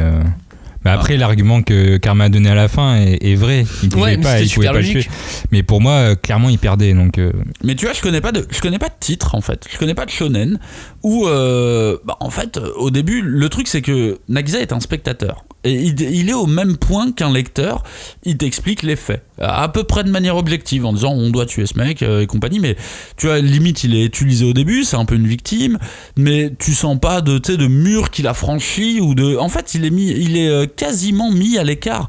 Il connaît les autres persos, donc il interagit avec eux, et au tome 5 tu l'as pas senti venir, et effectivement comme une morsure de serpent, tu vois, et qui s'est enroulé Ouais, quand autour il de toi. détruit Takaoka. Exactement. Et là tu dis, ah mais attends, mais bête de concept, on a un natural born killer, tu vois, on a un tueur né Dans la classe. c'est génial, Natural tu vois. Born Killer. Toi, en fait, t'as aimé les leçons de Koro en Non, anglais. c'est le nom toi. d'un film, Joe. Oh putain. Ouais, désolé. Bien essayé, bien essayé. Et je trouve ça assez unique comme personnage, et vraiment moi c'est limite un, tu sais, en connaissant la fin du manga, j'aimerais avoir la suite de ce perso. J'aimerais vraiment savoir qu'est-ce qui lui arrive après, maintenant qu'il devient prof et tout. Et surtout dans la classe dans laquelle il tombe. Ouais, avec ses aptitudes et là, de tueur et tout. J'ai tellement pensé à GTO à ce moment-là. Là, justement. pour le coup, c'est une classe GTO. Ah, c'est complètement une classe GTO. C'est marrant comment t'as retourné Johnny en 10 minutes. Hein, mais je l'avais prévenu. Mais alors, je suis pas d'accord. Je l'avais dit. Il y a des différences avec GTO, mais c'est une classe GTO à la fin. Je t'ai fait un Octonoken. Ce qui est marrant aussi dans la classe, c'est qu'il y a très peu d'arcs qu'on peut vraiment identifier. Il y a à la limite le passage d'Okinawa. Qui est un arc. Qui est un vrai arc qui dure peut-être un peu plus d'un tome. On a le presque double tome de révélation de tout le passé de Koro Sensei. Mais c'est à peu près tout, parce que même à la limite la mission d'infiltration, j'aime bien tu vois ce passage, mais c'est même pas un tome quand ils vont dans l'espace. Là justement, moi j'avoue que j'ai eu un peu de mal parce que je suis un dogme très simple de une série de films. À partir du moment où ils vont dans l'espace, c'est parti en couille. C'est que t'es allé trop loin, t'avais plus d'idées. Ok, et c'est la règle. Si tu pars dans l'espace, c'est une règle un peu tacite. Et effectivement, quand on dit, on va faire un voyage scolaire dans l'espace, vous êtes parti en couille. C'est ta règle. On va dans l'espace, c'est foutu. C'est pas ma règle, c'est une règle tacite un peu, tu vois, qui a. Et effectivement, quand le voyage scolaire dans l'espace, j'ai fait, non, revenez un peu là parce que vous êtes allés trop loin, les gars. Mais c'est pour ça qu'il a fait ça vite aussi. Oui, il a fait ça très très vite. Ouais, et puis, ça va vite. Au final, tout le moment où ils essayent de s'infiltrer pour monter dans la fusée, bah voilà, tout ce passage là je trouve ça rigolo, tu vois. Au final c'est vrai que le moment où ils arrivent dans l'espace et ils font avec les mecs on vous aide. Mais surtout en moins d'un mois les mecs ils arrivent sur la fusée, ils sont pas entraînés, c'est pas des astronautes, c'est des collégiens, leur corps ils font 40 kilos. Ça fait un an qu'ils sont dans la classe de Koro. Toi t'allais pas en cours, tu sais pas ce que c'est. Non mais ils l'ont justifié après à la fin. J'ai senti ses muscles, c'est vrai que même pour une femme les mecs ils les ont retournés avec des couteaux. Genre, attends, vous êtes dans l'espace, les gars. Non, avec des bonbons. Oui, des bonbons. Non, mais bon, là, j'avoue que ça, moi, ce passage. Moi, ça m'a amusé. Voilà, ça m'a amusé. Puis il y a la fin du manga aussi qui, on va en reparler dans 2 secondes, mais qui m'a vraiment me fait mal au cœur. J'étais pas, je faisais ah non. Toi, Joe, tu voulais aussi revenir sur un point sur la partie gag manga. Oui, effectivement, parce que je pense qu'en fait, c'est pas un shonen. Enfin, si, les gags manga, ça reste des shonen. Mais je veux dire, clairement, pour moi. Globalement, un manga dans le Weekly Shonen Jump reste un shonen. Oui, c'est vrai. De manière générale, c'est une sorte de choses à savoir pour. Quand j'ai pensé aux gags manga, la première fois que j'ai lu As-Class, c'était le tome 1 et 2. J'avais lu les deux d'un coup et je me suis dit, si c'est comme ça pendant toute la série, en fait, moi, ça va pas me plaire parce que c'est des enchaînements de gags. C'est pas. Ok, t'as le fil rouge de il faut le tuer sinon la Terre explose. Et ça reste comme ça malgré tout. Et ça reste comme ça malgré tout. Et finalement, en fait, si ça reste ça toute la série, c'est que des gags manga. Et je pense que en fait l'auteur il est conscient de ça et il assume ce choix. D'ailleurs, à un moment, on le voit. Je pense qu'il a dû avoir des critiques parce que à un moment vers la fin, il y a un entre-deux chapitres où il met une petite case gag. Je sais pas si vous avez fait attention. C'est Kayano, je crois, qui dit c'est juste la tête de Kayano qui dit on dirait vraiment un manga shonen. C'est-à-dire que c'est vraiment l'auteur qui il le sait. Il le sait. Ouais, mais tu sais, il a ses éditeurs. À chaque fois, il doit avoir des retours des rédac chefs et ainsi de suite. Donc, forcément, à un moment donné, un auteur dans le Jump, il est très guidé malgré tout. Et en tout cas, moi, ce que j'ai apprécié, c'est que honnêtement, mon truc d'enchaîner les gags, c'est pas mon truc. Dans Bakuman, à un moment, ils doivent faire un gag manga dans Bakuman et il dit c'est tellement dur parce que tu dois te renouveler à chaque fois. Chaque chapitre, ça doit être un nouveau gag, un truc original. Et en fait, c'est méga dur. Et malgré ça, As-Class, il est super fort là-dessus. Moi, il y a énormément de fois où j'arrive à rigoler là-dessus. T'as un rythme qui garde, même s'il y a le fil rouge derrière, et c'est pas une histoire de ouf, c'est pas super complexe, mais le résultat est là, c'est que tu passes un bon moment en lisant. À part la fin du tome 16 où moi j'ai été triste comme Max et finalement en fait j'ai arrêté pendant une semaine, j'ai pas lu. Et tu sais ce côté-là gag manga très difficile comme tu le dis à reproduire toutes les semaines, il y avait déjà ce côté-là dans Neuro, le mange mystère où mine de rien c'était toujours des enquêtes mais ça se terminait quand même un peu de manière absurde à chaque fois et en fait cet auteur a un équilibre que je trouve assez dingue entre le côté absurde et la normalité qui te permet de rentrer dans un récit et de t'intéresser suffisamment longtemps sur un chapitre. Et ça, pour le coup, je trouve que c'est assez exceptionnel. C'est pour ça que je suis curieux de ce qu'il va faire avec The Elusive Samurai. Là, pour le moment, j'avoue, je sais pas trop. Parce qu'on voit pas tellement le gag manga. Il y a le personnage de prêtre qui a l'air d'être le personnage gag, mais là, pour le moment, je le sens pas trop. Moi, j'ai un peu peur. Enfin, tu sais, en voyant Neuro, Assassination Classroom et son nouveau titre, j'ai un peu peur qu'il perde ce côté-là au fur et à mesure parce que déjà dans Assassination Classroom il est beaucoup plus léger j'ai peur que ça soit encore plus léger. Tome 3, t'as quand même. Tome 3, chapitre 3, t'as une tête qui vole déjà, quoi. D'accord. Bon. Bah alors il faut que je me dise. Moi j'ai juste peur ça coupe sec. En fait, j'ai juste peur que c'est un auteur très particulier pour moi, qui est très unique en fait. Et j'ai peur qu'il perde un petit peu cette saveur particulière pour rentrer de plus en plus dans le moule d'un shonen classique, tu vois, ce qui se voit déjà entre Neuro et Assassination Classroom. Alors j'attends avec impatience sa nouvelle série, je veux voir ce que ça donne en un tome, mais j'ai peur qu'il perde son côté particulier, quoi. T'as pensé quoi de la fin d'As-Class ? Moi, en fait, j'aime pas cette fin. Je suis pas d'accord avec ça. Alors, il y a un truc qui est très dangereux dans les récits, c'est quand tu plantes un mystère dès le début. Et le truc, c'est qu'au bout d'un moment, limite l'intérêt principal du bouquin, c'est que t'attends la résolution de ce mystère. Et dans le cas de Kuro, on attend depuis le début. Quelle est la résolution de ce mystère ? Comment ça se fait que ça soit un poule ? Comment ça se fait qu'il est détruit ? Et en fait, j'ai l'impression que dans ces cas-là, t'as un peu 90% de chances d'être déçu. C'est un peu le même truc, tu sais, dans le labyrinthe. Oui et non, parce que... ou Prison Break. Et en fait, c'est très dangereux de faire... enfin, pour moi, hein, narrativement parlant, c'est très dangereux de faire ça parce que tu mises beaucoup trop sur ce qui se passe derrière. Et si... ton histoire est pas au niveau, tu vas forcément avoir des déçus.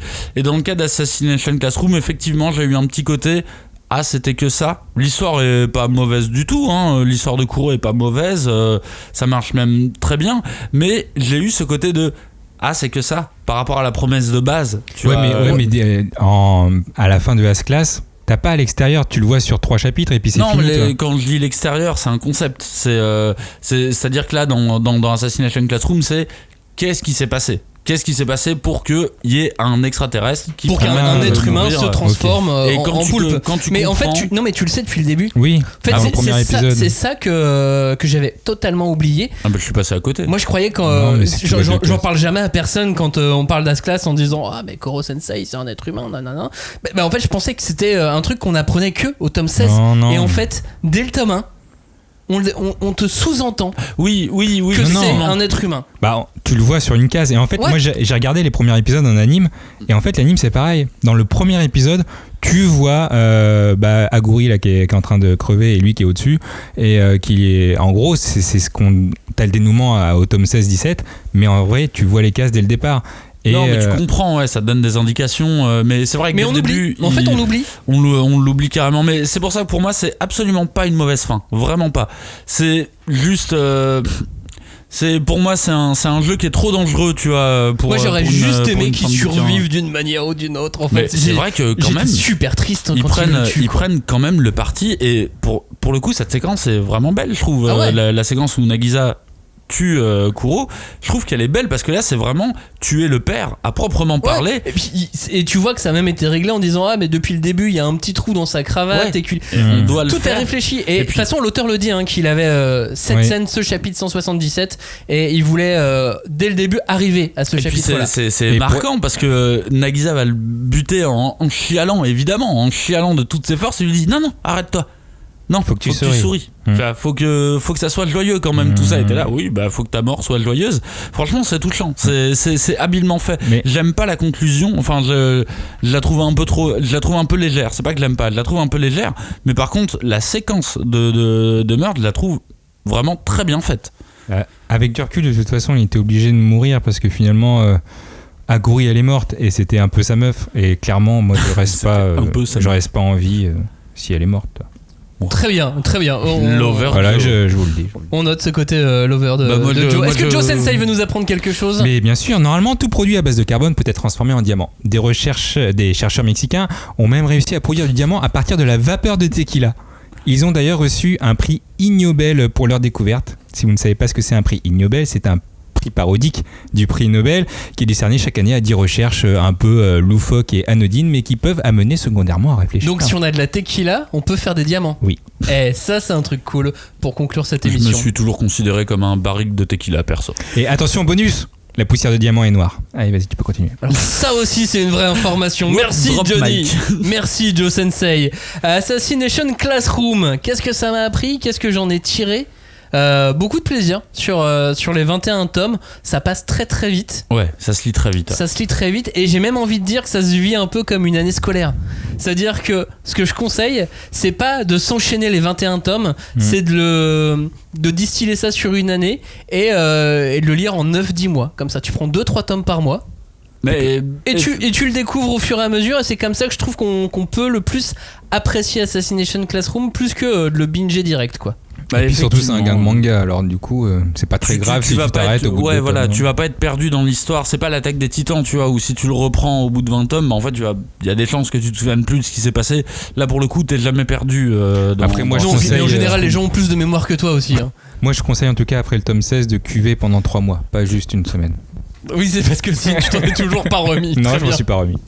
Merci en tout cas d'avoir écouté cette émission. Merci d'avoir écouté cette émission sur Assassination Classroom. On se revoit très vite pour une autre émission la semaine prochaine sur Seven Deadly Sins. Voilà, on enchaîne dans une semaine. Mais tu m'as pas dit quand c'est le matin ? Oui, c'est exactement, ça sera le matin, très tôt. Vers 6h du matin, je crois. Alors, mais j'en peux plus, moi, j'en peux plus. Je veux dormir. Laisse-moi dormir, Maxime, s'il te plaît. S'il te plaît. Un matin. Laisse-moi dormir un samedi matin. Promis, je te laisserai dormir un matin à 6h du matin, ça c'est promis. Faut que Chloé dorme aussi, regarde, il raconte n'importe quoi, il fait des traductions alambiquées, il balance des savoirs comme ça au hasard dans l'émission. Merci d'avoir écouté cette émission en tout cas, merci à vous tous, à bientôt, ciao. Joe Sensei, le dernier mot est pour toi. Eh bien, le sigle de l'entreprise Seb Cagnard, sais-tu ce que ça veut dire ? Bah, c'est les machines là pour rapper, faire des freestyles et tout. Ou faire des frites ActiFry sans graisse, enfin seulement 1%. Et ben non, ça veut dire Société d'empoudissage de Bourgogne, c'est vrai. Et c'est vrai. Merci à tous, au revoir, à l'année prochaine.